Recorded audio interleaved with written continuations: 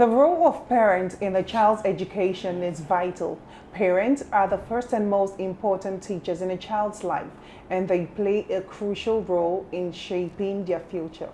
Hello and welcome to Green Knowledge Television. My name is Ruth Besson, and today we would be talking about the role parents play in their children's education. And we have an amazing professional who would be having this discussion with us. We have Gloria Kalu. She is a certified educator. She's a peer educator and early days educator. So sit back and have a wonderful ride with us. And may I introduce you to my guest. Hello, Gloria, and thank you for coming on this show with us. Good morning. It's good to be here today. I believe that we're going to take time to talk about the topic on ground, and I know that we're going to learn so much at the end of the day. And my co-host, Anne Onwebia. I'm happy to have you guys again on the show. Welcome to Your Thoughts. This is a program where we talk about controversial, topical and trending issues. So sit back, do well to drop your thoughts in the comment section. Please, we want to read from you. Thank you. Okay, so Gloria, so a lot of parents blame the teachers for everything. Teachers have become are now playing, okay, not playing, but let me say assume, or more parents are beginning to assume that everything that has to do with education is the teacher's responsibility. You know, because we pay you and we pay the child's school fee, it is your sole responsibility to cater to the educational needs of our children. What do you have to say about that? Okay, all right. Thank you so much for that question. The truth is, we need to understand that the home is the first school of every child. If we have that in mind, we need to also know that the children are not just the teacher's responsibility. I mean, when it comes to education here, since the parents are the first teachers from home, we need to prepare our minds and know that as parents, we have our roles to play. Meaning that the parents and the teachers are to work together to ensure that the child has effective education and learning. Okay, so what are some roles that, because a lot of parents, should I say do not know, Anne? Do you think they don't know? No, some are feigning ignorance because I believe a lot of them know. But since today's society, some parents, because of technology and all of that, they tend to give so much attention. Some of the workaholic parents too, they tend to give attention to their jobs. Some, the full-time housewife, turn to their phones and ignore and feel they can shift every of the rest. It's not as if they don't know.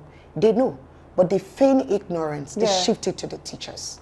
So that's what I think. So may I ask, what are some of these roles that parents can play in their children's education? All right, just like I said earlier, the role of parents in a child's education is a very important one. If we ignore these roles, it means we're planning to fail. The parents are the ones who are to take responsibility for everything that happens to the child in school. Why did I say that? Because you have to prepare their minds from home and know that, oh, they are going to school and you have your own role to play as a mother or as a father. I think a lot of times people feel like, oh, we've paid huge school fees and we have done all the things that we need to do, so we can just let the children go to school and whatever happens from there is none of our business. But truth be told, we all have our part to play. It's a collaborative thing. Like it's a partnership. Like we have to work together, you know, let's say like 50-50 thing. We have to work together as partners in this business. Like nobody is backing out. Because if you back out as a parent and feel like, oh, I've actually sent my child to school and I've done the needful, it means at the end of the day, I don't think the child is going to come back as a prepared child. Are there environments at home that would not make a child thrive in school? Do you think there are? There are so many things, so many factors. Like if we have a child coming from a family where they have problems. Let's take, for instance, if a child is coming from a broken home, or a home where the child sees the mother fight with the father, or the father bully the mother, and things like that. It's actually, it will have a way of affecting that child. Like, it's going to affect the child's performance in school. Because one, you're destabilizing their mental health. They are going to school with so much burden in their heart, so they are not able to produce anything at the end of the day. That's one of the things that can actually happen to a child, and it's going to affect the child's education, whether we like it or not. Okay, talking about the parents' role now. Don't forget, there are parents who are not educated. Right. Now, we still have parents who cannot read very well. Yeah. Yes. We still have parents who cannot understand simple mathematics. You don't read at all. Now, if you have such a parent, because we're not talking about academics alone. Now, let me base it on academics now. If you have such a parent, how will the parent manage to help his or her child academically? Like with home fun, as in homeworks and all of those things to help put the child through in his or her academics. Okay. The thing is, a lot of us grew up from homes where we had an uneducated parent, but they were able to encourage us and support us. The key word here is encouragement and support. That's the key word. So if you can't read or write, you should be able to encourage your child. You should be able to support your child by doing the necessary things that you need to do, like, you pay the school fees, and then at least you have some sort of interest in the child's learning, or whatever the child is doing at home or bringing from school. So if you give that child that necessary support, like the moral support, the encouragement that they need, And even even if environmental. you're educated or not, even if I take the you're moral educated or support. not, Yeah. it has nothing to do with the child's learning, to a large extent anyway, because some of us grew up with parents who were not educated, but we were able to excel because we got that moral support from them. And then you know that we also have uncles, we have aunties who can help with this, with the homework, because I see that I have personally come across parents who could not read, and they were like our neighbors. So they always come to us and say, oh, auntie, please help my child to do this homework. So, but because they were zealous, even though they didn't have that opportunity, but they wanted their children to have, so they made sure that they supported these kids by going out to looking for, help for these kids. Concerning their Yes, academics. Yes, concerning their academics. So I actually also think that, true, there are ways around it when you can. And then there's also environmental supports, just like she said. So I had heard that my aunt, who's a teacher, she said she had given them an assignment on to write a composition about fighting. Okay. And guess what? This child wrote about the fights he experiences. Sorry, that's what I said about, some of the things that could actually affect a child's education. Like just what you mentioned right now, seeing your parents do a lot of those stuffs at home, it has a way of just affecting the children. I have a scenario where a child comes to school and the child is moody, is not talking to anyone, the child is completely withdrawn. And then when you ask further questions, the child will tell you, oh, I didn't eat before coming to school. Or I saw my dad hit my mom, things like that. So I feel those things can actually affect a child's education in a very negative way. Okay, overpacking a child's time. Yeah. Some parents, I notice, because they want to give their children the best of the education they want or they never got. Because there are some parents like that who will tell you, oh, what I did not get, I want my child to get it, I want this, I want that. Now they overpack their time. You see a child will wake up in the morning as early as 5 a.m., like my children. I wake them up as early as 5. At that tender age, you prepare them, take them to school. Now, after school, a child will sit back for lesson. A 3-year-old will be dropped back for lesson, and this lesson will run up to 4, 5, 6 o'clock. What is your take on this? Is it normal, or is there something there's a disconnect somewhere? Okay, to tell you the truth, I don't think it's normal, just like you said. But somehow as parents, I think a lot of times we're guilty and then we're trying to, let me use the word, we're trying to pay for our guilt because we're not always there for the children. So we have to do a lot of things to actually make up for our absence, especially when it comes to their education. Just like you said earlier, a lot of them would let the child go through the process of waking up so early in the morning and then going to school and then after school and home lesson and things like that. For me, I think a lot of that affects the children. In the process of trying to cover up for your lapses, I call it lapses. Yeah. Because if we have the time, if we're not running off to work, I know career women and all that. If we have the time to attend to the children, we'll understand that they really do not need all those things that we pack them up with. That it's a lot. It's actually a lot. But I also, sorry, Anne, I also want to believe that, you know, the society we're in, parents are saddled with a lot of responsibilities. And then the work environment also, like where you have to go as early as 7 or 8, and then you have to close by 5. You know, so some parents do not have helps. And then some parents would not even trust their helps with their children. So they will keep these kids in school and then disguise as lessons. So, and then in trying, you know, which disguise as lessons. Yes, and I don't find it funny, Ruth. I don't find it funny because what we are trying to do, raising these children, is to raise them into responsible adults and push them into the society. You understand? Now, in a situation where you're trying to do the right thing, but in a wrong way, you might raise these children, give them all of these things, and they grow up to be timid, they grow up to be tense. Some of them go into depression unknowingly. Do you know some children go into depression?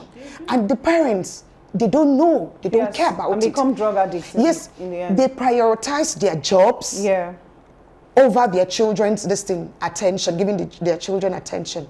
So I am not, I cannot subscribe to that. At times I talk to few parents who are very close to me. I said, make out time. Me. Make out time.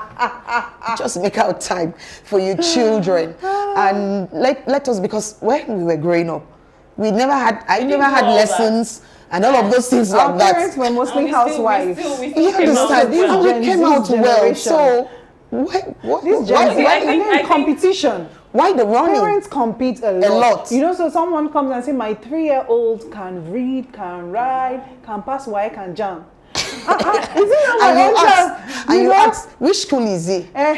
I'll take my child to your school. Exactly. How did you do it? And you tell me he sits back for lesson in the evening. Lesson teacher will come and all of that. So okay, I picked something. I want to pick something from what you said. What do you make your priority as a parent?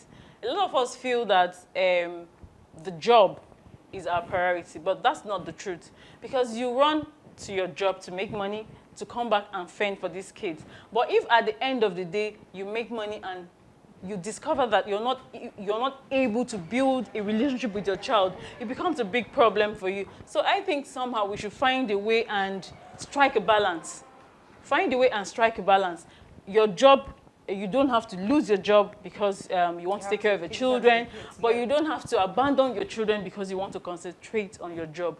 So when it comes to a child's education, it's not something we can gamble about. We actually have to find a balance, a way to strike a balance and make sure that however it is, we play our role as parents in the life of our children's education. Do you know something happened in my children's school during their inter-house sport? They sent the WhatsApp group, they sent a message, the school sent a message that parents should pick off their children after the inter-house sport. And it was an uproar. Really? Parents were like, no, when you pick them, you have to drop them. We paid for this during the election period. We paid for the bus and all of that. So I was like, I rarely comment. Yeah. So at some point I was like, no, let me answer this very one. I'll throw this very bob. So I now said, why won't you pick up your children? This is election period. Yeah. Can you listen to yourselves? The society already, we're suffering from insecurity here and there. Lots and lots of and all of this happenings. And you want the child, okay, in a stadium, because that was where they took the stuff to. In a big place like that, your child can go missing. Look at what happened in Christland. Yeah. A child stepped on a naked electric destiny and was electrocuted. Electrocuted and died. And the school now is not claiming, sorry, they're not responsible to it. You're pushing it back to the parent. So I had to go in immediately. I told them, please, as a parent, create out. The other one was like, my job will not permit me. I was mad. I think that parents, these days parents, they actually think that the only thing to teach a child is education, or the only way to make a child prosperous in the future is education. And they don't know that education is beyond the classroom. Exactly. Education is the home. Yeah. Education is the bond between you and your spouse and your child. And I've discovered that, okay, when my son resumed school this term, I asked his lesson teacher to stand down, that I wanted to spend the month with him. We bonded. Yeah. So I did the homework. I became the lesson teacher. You know, sometimes I yelled, and then I appreciate teachers a lot. I would never be a teacher. Like at least not a classroom teacher, because I know that every mother is demanding. Yes, every mother is a teacher. Every parent is is a teacher. You know, so but it gave me more time to bond. You know, and I learned, because as these children grow, you discover that their choices change. Yeah. So I could bond with my kid, and then we talked about so many things, and then I could tell him, oh, what have I done that offends you? And he says, you used to do this, you used to do that. But if I had not created that time, that 1 month, I'm like, okay, don't come. Yeah, it was stressful because I'll come back from work, I still have to sit down, you know, to go over his books with him and what did you do. And also, it's not only time to do homework, it's time to bond with your child. Yes. And then some of these kids are being abused, you know, and then there's while away, hustling. Yeah, yes, while away. Attending to your jobs. So at the end of the day, you do not even have a kid to come back home to. You know, they are destroyed. To even spend the money you've worked so hard. Yes, so there's a trending story of a girl who called out her uncle on social media, where she said the uncle has been molesting them, like her cousins, from age 8. I think to I age read 12. Yes, I read that. So now, in trying to provide for the home, we appreciate parents. Yeah, we appreciate parents so much. I understand that as a parent, you have to put in so much to make sure that your child has a good life. But please, let's balance it so we don't lose the people we're working for. Yeah. You know, so while the parents are away working, this uncle, family members, and you know that it's always family members. Family members. It's you know, always this family uncle members. has been molesting from cousins to first, second, third cousins, and then when you say it, and then I think that as African parents, we have to snap out of that thing that makes you want to hide your family member. When they commit certain heinous crime. Yes, especially sexual crime against children. Then who would protect these kids?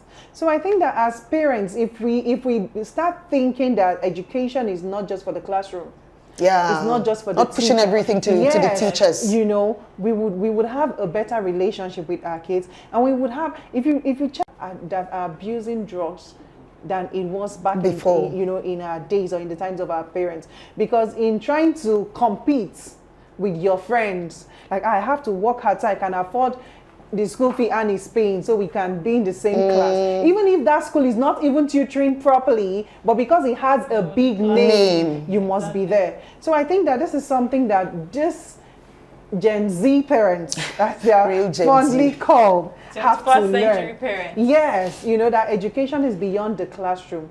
Education is you, your spouse, your home, and your teachers. It starts from home. Yes. All right. Sorry, Miss Kalu. Now, like she said, this Gen Z generation. What do you have to say about parents whose time is so much on social media? They don't have time for their children. Some of them, they expose their children to some of these things. Yeah, didn't you see the kid that had preschool graduation? She had eyelashes on, she had her nails fixed, she had her, and I'm like, oh, what? So, what do you make of this? How can we balance this with the realities? Yes. I have to say something here. We need to find a way to get it right. We have to get it right as parents. You said something about a lot of parents believing that, okay, I've paid the school fee, I've done everything I need to do. The work for the school is for the teachers. I've seen where children come back from school and then the parents are upset, like, oh, why did you come with so much homework? Take it back to your teacher. Yeah. So I think the truth is that we have to find a way and understand that if we don't do these things that we need to do for our children, the society will do it for us. Yeah. And if the society decides to do it for us, we may not like the outcome. Yes. So however it is, everything still boils down to prioritizing your words. Yeah. Like, decide that these are the children I am working for. What will it benefit me if I do all the work and earn all the money, and at the end of the day, I'm coming home to meet an abused child, or a dejected child, or a child who is not mentally stable. So if we have that in mind, it will give us time to plan. Everything has to do with planning. Yeah. You know, you have a tight schedule. You need to find a way to plan and make sure that at the end of the day, you are able to form that bond with your child, knowing well that education doesn't end in the classroom. Yeah. All right. And I also think that if we start to imbibe the culture of parenting in our places of work, like have meetings with bosses, that, you know, as parents, you know, there should be some sort of provision to accommodate. Because some parents had this job even before they got married and start making babies. Yes. So yes, yeah, I think that the work culture there should be that provision. They should make provision, you know, for children or for parents with children, you know, to accommodate them and also help them create time for their work. You know, I know it's not going to be easy because lots of bosses would take fight. their job first before whatever is going on in your home. But family first, because if we have a functional family, we would have a better society. That's when some of our bosses are selfish. We're going to achieve more in terms of education. All right, let me ask you this one. Technology, during the COVID-19, they introduced e-learning. A lot of schools, you see parents buying big gadgets for their children, and they leave the children with those things alone. With the social media, with the children, because the school, like one lady was saying, she was like, I can't collect this tab from this because she's using it to do her homework, doing classes, attending classes, those in secondary schools. And I was like, but you can check some of these things. Yeah. She said, no, because these children, they have codes. No, there's parental, what I do personally, right? There's parental control. So once your parental control is intact, I'm sorry, we're almost rounding up. This is about, quarter to go conversation. So what I do is that once you enter parental control and then they ask you appropriate age for content and you put 5, let's say. What if they fake the age? Children? No, it's for parents. It's your duty as a parent. When you buy the tab, you configure it. It depends on the age, because time is not on our side. We cannot do without these technologies because this is the era of technology, and everything that we do, including what we're doing right here, is aided by technology. Yes. So the thing is, we just have to find a way to control what our children are exposed to. And most of these educational tabs, laptops, and what have you, I think we can actually think of how we can get the one that is actually meant for just, if it's for school purpose, if it's for homework, let it be for homework. We don't have to start putting things, like we don't have to allow them. That are not and necessary. Then they have, just like she said, parental control. Okay, guys, I'm sure that we still have so much to talk about, but may we have your last words, Anne, and then, okay, no, my guest, please, calm down. May I have my guest last word, your last word to parents, please. Okay, and what I want to say to parents is, if you want to achieve effectiveness in your child's education, you have to partner with the school and the teacher. If you understand that you are the first teacher at home and the other person your child is going to is the second teacher, you will take your child's education seriously. And research has shown that if parents and teachers partner together to educate a child, the person becomes very productive in the society. Thank you very much. Thank you very much, Ms. Kalu. And Anne? Welcome. I'll tell as a parent, my watchword is have time for your child, for your children, bond with your children. Because whatever we are doing, whatever we are working for them to give them a better life. How will you feel after doing all of this and your child becomes something else, becomes a nightmare? You will not forgive yourself. So always make out time for your children. I love you. All right. And I would say this, when parents are actively involved in their children's education, it can make a huge difference to the academical achievement, social development, and overall well-being. And then it has to be a conscious effort on the part of the parents. And I also want to say, as parents, let's endeavor to do our best. I understand that parents have challenges. Parents are human beings. You know, they have mood swings and all. I understand that sometimes it's overwhelming, but be encouraged. You know, you're going to look back someday and be like, oh man, I did a good job. A time is going to come when your child will be able to take decisions on their own based on what you have impacted on them. So thank you for staying with us on Your Thoughts today, and we hope to have your responses in our comment section. Follow our social media handles. Thanks guys. My name still remains Ruth Besson, and thank you for joining us today.